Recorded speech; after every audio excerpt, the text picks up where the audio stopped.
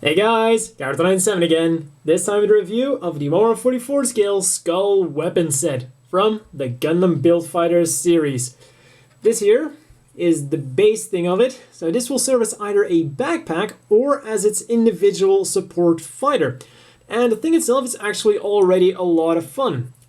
First of all, we have these wing things, which will go in and out and technically also rotate around. Another cool thing is they have some really nice stickers, really nice and shiny, and really gives you that vibe of a futuristic spacecraft drive. So you can either have them extended like this or flap them together. And this is how they won't go any further. So you will always have them at this nice pose. And then the thrusters themselves are also going to go in and out so that they can always be pointing backwards. Unfortunately, they won't really be able to go outwards, which would have also been a nice touch, for some evasive maneuvers, but I guess you're just gonna have to do it like that. So that's for the backside. Now, in the front, we have these 4 tentacle arms. First of all, they're gonna rotate around, and then they're on a bunch of hinges here, here, here, and here. So the thing itself is gonna be really well articulated, and then it will rotate around here and then once again up there. So these arms can do anything you'll want. And then, like I said, this thing can be transformed into a fighter, so let's do that. First thing we're going to need is this smaller shield, which will serve as the kind of cockpit. So the cool thing is, this here is the handle, which, well, it kind of collapses. It has 2 pegs, one for holding and one for collapse, and then this part here goes on there. Another fun thing is we get this thing here, which is actually also a giant shield, but will now serve as the base to put it on. And then this right here also recycles parts that you would otherwise use to connect it to the mobile suits, because this here is the part that will connect it to the Wing Gundam, or the Wing Gundam Zero. Now just click it at the base, remove this here, and simply slide it in there. So that's something I really like about this set, how they are also reusing parts so that you don't just end up with a bunch of spare parts. Another thing that's reused is this here is also going to be used to connect it to some mobile suits. And now that we have it on its stand, it requires some weapons. So let's see at what this set has to offer us. Starting off small, we have 2 little skull daggers, really nicely detailed, just as the shields are. And by the way, haven't really pointed that out, but I really love how this is actually a menacing looking thing. Guess, they could have just made it a bit more goofy, but this is some really serious shit. I mean, that is a skull and crossbone going on. So I'm really happy that they made it a badass skull. And the same thing goes for all the accessories too. They really have a terrifying skull, especially if you're going to go over it with some Gundam mark to really bring out the features. I mean, all little teeth. It's just really nicely detailed and a lot of effort put into it. And to go into the hands, well, claw hands, absolutely perfect. Then, getting a bit bigger, we have the Cutlass, which is also going to go in there. No problem at all. Next up, we have 2 small pistols.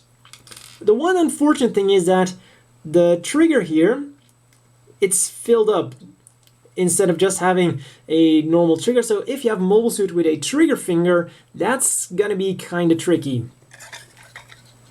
And some mobile suits only have a right trigger finger hand and not a right holding hand. So for those machines, yeah, they're unfortunately not gonna be able to use the little thing.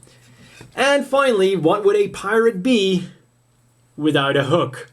And what we do here is simply pull out the claw hand and put in the hook. Probably doesn't really serve a lot of purpose, but it's a pirate. The next weapon to go on here is this very nice skull Naginata. Again, love the detail on the skull there. Just pop it in there. Not quite a weapon I would choose for some kind of fighter, but then again, I wouldn't put a dagger or a cutlass on there regardless. So yeah, also love the detail of the skull that's also on those tiny, tiny little pistols. And that's still not everything we can put on those arms, because when we rip off the cockpit and bring out the handle, we flip it over, or we'll peg it in again, and then you just put it in there as well. So now you have a headless fighter with a Naginata. It's using its cockpit as a shield. It's got a hook and a pistol. That's quite weird. So we now have it as the fighter, even though the cockpit has become detached, but we can also attach this to the mobile suit. So let's take this off. There we go. So now this part that was just connected to the base here will allow us to connect this to the Wing Gundam, or the Wing Gundam Zero, as the manual tells us. Simply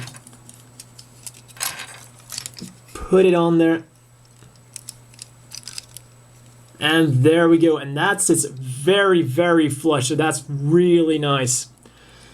And hey, suddenly he's a lot more well armed. And let's see if this could also fit in there. Because can you imagine all of those arms having those buster cannons? And well, what do you know? It works. Fantastic. Then we have this connector piece, which will pretty much allow it to act as a striker pack. Simply put it on there. And slide it in. Just gotta line up the tentacle arms. And there we go. Once again, sits pretty flush to the body. And actually looks like it belongs there. So that's always really good. And another perfect fit. But what if you want to connect this part to a mobile suit that isn't Striker Pack compatible, or isn't the Wing or Wing Zero? Well, this set has you covered. This is what I like to call the universal connector, because this will hook up to pretty much any machine out there. And as you can see, this is just the connector that was used on the stand just a second ago, but now with a different end, and this here will connect to the Striker Pack adapter. So let's put this to the side for a second. So you just have to rip your mobile suit in half. There we go. Put this in, adjust it to how it's going to be. So you can actually adjust this a bit depending on how thick the bottom of the body is, and also depending on the back skirt. So put it in, there we go. As you can see, the one disadvantage of this is going to be that there is now a slight gap there. It's not too big of a deal, but just keep in mind that it is there. And also, there are actually two brigs there that can be removed depending on the backpack that is or isn't there. So in case we want to keep the backpack, you can just put it on like this. And there we go. Now the original backpack is still functional. It's still there. The thrusters, well, they're still plenty accessible, and you now have the extra backpack on there. Or what you can also do is, if you only want to use the skull backpack, is remove those two extra ones. So that is really done to make sure that you have the choice. And gotta get this out. Please don't break. Come on. That didn't break, thank God. So then you simply remove this, which is also a tight fit. There we go. Then hook that up there, and there we go. Now you're only using that as the backpack. Still not the best looking thing, but it's better than nothing. And hey, if you're looking at it from this angle, it won't look too off. So if you want to use it with, you know, more universal, with any machine, it's gonna look a bit funky, but you can do it. Then to wrap up compatibility for the backpack, the striker attachment will also attach it to the back of the Gym, and therefore also the Gundam, and to the backpack of the Mark II, where the Super Gundam attachment would normally attach to. Guess I picked a kind of bad example to illustrate the universal connector. But hey, that's all for the backpack. Now let's have a look at the compatibility of the weapons. First up is the Dagger, and in the old style Federation hands, it's an absolute perfect fit. You can even push it in a bit further if you'd want to, but as you can see, that isn't going anywhere. The new school Federation hands, unfortunately, well, there isn't a dagger in there for a reason. The hands cannot grab onto it. The handle of the dagger is just too big for the new school Federation hands to hold on to. Better news at the Zeonic front, but still, the new school hands aren't quite as good as the old school hands. In the newer style hands, it's a bit flimsy. They can hold on to it, but just don't hold it upside down, or it's gonna go a bit funky. New style, old school hands, fortunately, absolutely perfect. This is the best fit I've tried, and this is absolutely perfect. Finally, the all Gundam Project hands and the Gundam Seed and Seed Destiny hands work absolutely perfect as well.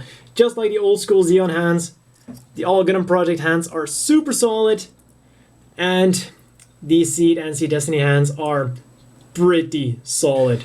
So overall, these daggers are pretty damn nice, as long as you don't want to give them to a newer Federation suit. And then the Cutlass is exactly the same when it comes to compatibility. The handle is exactly the same thickness as those of the daggers. So they're gonna work perfectly on the all Gundam Project hands and the old style Zeon hands. They're gonna work good on the Strike Dagger, and the older Federation hands, they're gonna work okay on the newer Zaku hands, and they're not gonna work at all on the newer Federation hands, unfortunately. On to the Naginata, and well, try spotting the pattern. Newer Cell Federation hands, forget it. Then, older Cell Federation hands, absolutely perfect. Or at least when you have it close to the skull, because you won't be able to hold on to the normal handle, but once the skull here kind of jams into the hand, it's gonna be super solid. Old school Zaku hands, one word, perfect.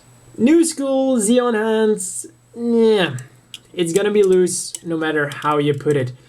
The good news, of course, he can hold on to it, at the very least, and well, it is stopped from falling any further thanks to the skull. Standard Seed and Seed Destiny hands, one word, perfection. The new all Gundam Project hands, unfortunately, are the same as the new school Zeon hands. Just gonna fall until it hits the skull. And no matter what you try, you're not gonna be able to find a sweet spot here. The pistols, well, they're a bit weird, to put it like this. They work with these two right here, but if you look very close, I'm not sure if the camera's gonna pick that up, but it's already showing stress marks because that trigger finger is, of course, pushing against the plastic inside of the trigger guard. So I would recommend to hollow it out. But yeah, it's kind of like, it kind of works, but you have to jam it in there and it might damage the pistol. So yeah, I would recommend hollowing it out. It does seem to work kind of better on the all Gundam Project hands, which is, I assume, what they were made for to begin with. But even when you look at it from the top, they're really jammed against the palm here, and you have this giant gap here. So yeah, they just kinda look a bit weird inside of the hands, if you ask me. And in an unexpected turn of events, the trigger finger hand of the old Zaku is actually able to hold on to the pistol, because the trigger finger is simply so long, it goes behind the entire trigger guard, which is fantastic. Also, it doesn't work at all with the close holding hand because it simply falls out. And even this is quite loose. There we go. That didn't take too much. See, this one is slightly sturdier, but it's gonna stick out like a sore thumb. And as you can see, the handle stops here already, halfway the hand. So yeah, it doesn't really look that great, to be honest. Like I said, you're probably better off either hollowing it out or just cutting it away completely. And finally, for the Federation, is the same old story. Newer style hands, nope.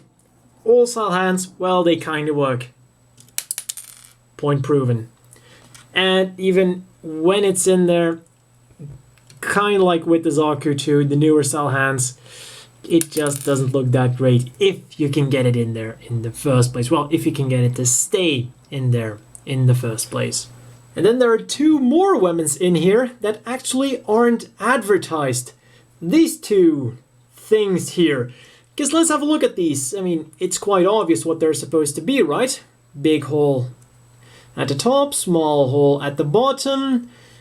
We all would assume that these are beam sabers or something of that kind, right? Well, I guess we're the stupid ones, because according to the manual,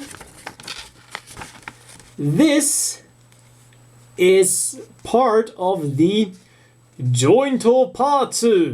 Joint parts, yes, because this is obviously a joint. The beam saber joint. Yeah, whatever. Let's forget about the manual and let's see what we can actually do with these. Because the manual never mentions these other than that one thing where it says that this is a joint part. Yeah, thanks a lot, manual. And I'm pretty sure this is a car too. Like, what's it going to transform into one?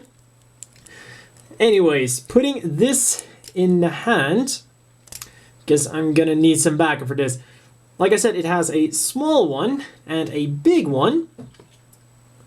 The small one takes monster grade beam sabers. Put this in here. Pretty impressive looking for our little high grade here. Turn this around, and I think I know what you're thinking. If the small one is for a monster grade, then the big one must be for... Exactly. That is exactly what it's for.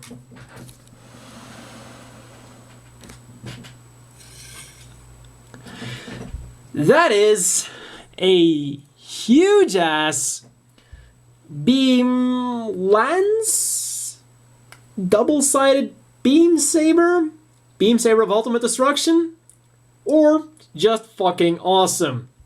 Yeah, I have to admit it's not the most perfect fit. Like, it is a bit on the loose side, but that doesn't really matter when you just put it up like this. Also, it won't go the entire way, and you can see that there's just like this little bit here, but let's not get into the details.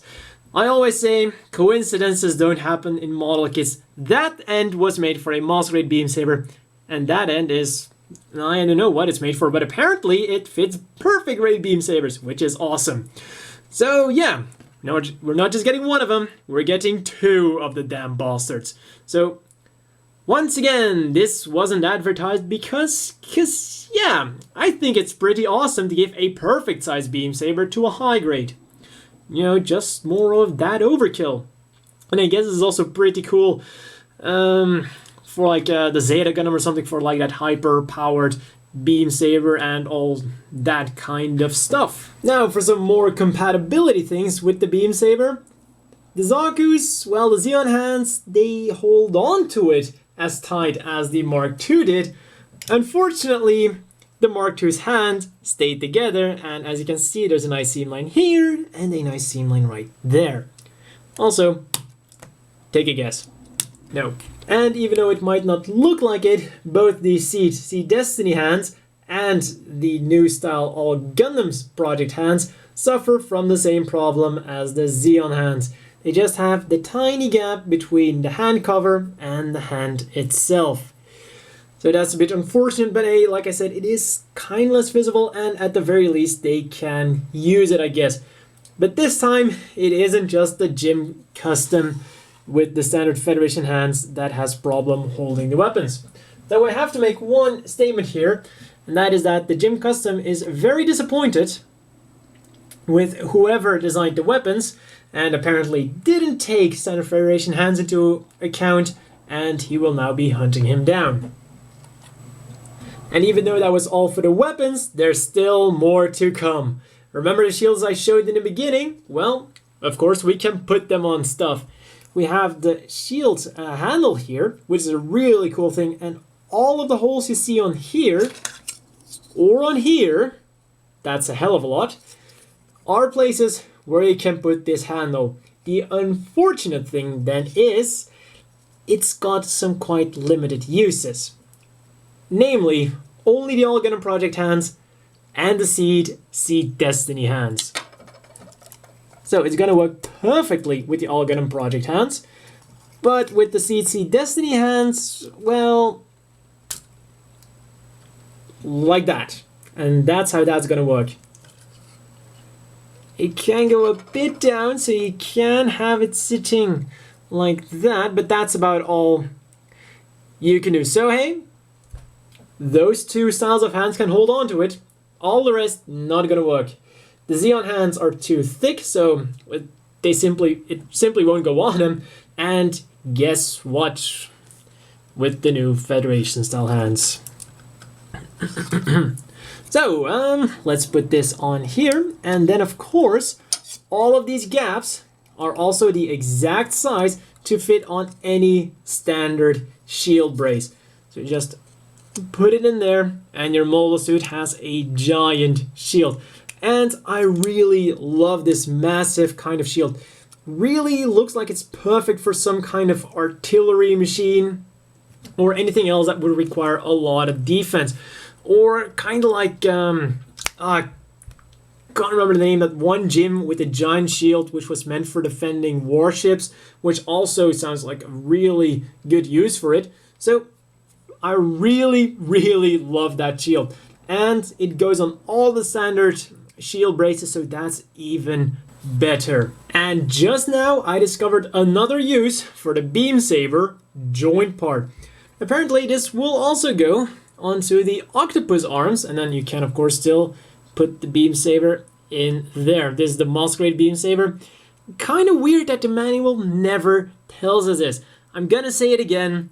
If things fit on each other, it's not a coincidence, it's because it was made to fit. So why the manual never bothered telling us that this apparently fits on there, giving you a great extra use for these octopus arms, completely baffles me. Talking about things that the manual never tells us, just remembered another use for the Masquerade beam sabers. They will also go onto the sides of those claws. So they'll completely go in here, and they'll also completely go in there. So if you have some spare Masquerade beam sabers hanging around, this is gonna be a massive beam saber thing. Once again, why Bandai? Why you no advertise this thing? Why you no put it in manual? I don't get it. And we're almost there. For the final few parts we're getting a pair of closed fist hands, which is very not useful. I mean, it's cool that we're getting them, but how about giving us a pair of hands that works with all of the accessories we're getting? I mean, I would have liked a hand that would be able to go on my standard Federation models, my new Federation models, so that they could hold the skull weapons. Because yeah, this is... thanks, I guess. And then we're also getting yet another pair of hands. The V sign from the Crossbone Mao. And I know what you're thinking, why is it bad that we're getting them? Well, this would have been great. This would have actually been really nice if we'd gotten a hand cover. These covers do not work. They use a different connection. So these hands, well, I guess you could always put them like this, and it's not really that obvious that we're not getting a hand cover. But still, why are we getting these hands, which like I said, come on. But we're not getting a hand cover for these ones. I mean, just give us the 2 covers. It's a fun piece. I mean, it's ridiculous fun. Just give us the covers. And then we are getting 1 spare part for the universal connector. This is actually kind of useful. I mean, if you lose it or if you break it perhaps, I mean, I guess this is always going to clamp onto that peg, so maybe it will stretch a bit and lose some of its strength, or could always break, like I said. So that is useful. Now for some junk parts, we're getting these 2, also from the crossbow mount, just as the V signal hands. And then we are getting, well, these 2 things are once again, I suppose, from the crossbow mount for something. And then these parts are just mentioned in the manual at the same part that thing is mentioned. They're joint parts, like, hey, you're getting them, have fun with them, and figure out yourself what they're for. Well, I guess that's kind of fun, discovering what the hell these are for, but still, it would have been nice if they clarified a bit. Once again, they're in that same rectangle here, like, they're joint parts. Have fun with them. So if anyone has a fantastic or great use, or just any use, I guess at this point, leave a comment down below. I'll put an annotation link up here of what these can actually be used for. As always, the inevitable question is, do you want to buy this? Well, for 800 yen, I think it's a pretty cool set. Facades, the backpack itself is really amazing. Fits on a lot of things. I really like how it works out as a striker pack, and it's not something that like you put on there and it's like a kilometer away from the machine itself. It's really nice and flush, so that's already a great start. Now all the other accessories we're getting, all of the weapons, they're fantastic. They're nicely detailed, and of course the only problem I have with it, pretty obviously, standard Federation hands cannot hold on to them. So it would have been really great if they had actually given us some dedicated hands that could hang on to the weapons, or just give us a second set of the All Gundam Project hands with like gray covers or white covers or something, but don't just give us 2 closed fist hands which do absolutely nothing. So yeah, other than that, I really don't have anything bad to say about this set. The shields are amazing. I love, well, not just the skull on the shields. I love all of the skulls. They're so nicely detailed. Love the detail on the teeth. And I said it before, but the skull actually looks menacing, like a skull should. So that is fantastic, and I think it looks great with my slaughter daggers. Also goes great with the theme of Phantom Pain. So yeah, overall, definitely worth 800 yen. A lot of things you can do with this. And one quick thing I want to say about this pack here itself, it also works with the HD builder parts Bandai is putting out. If you've seen the review of the cannon, and then you will also know that this will work. It will fit instead of one of those octopus arms, so you simply pull one of those out and you can put that cannon right there. So I really also wonder how this pack is gonna be in the future, because it's already great. You can put the cannons on there, or you can just go wild with the stuff you're getting.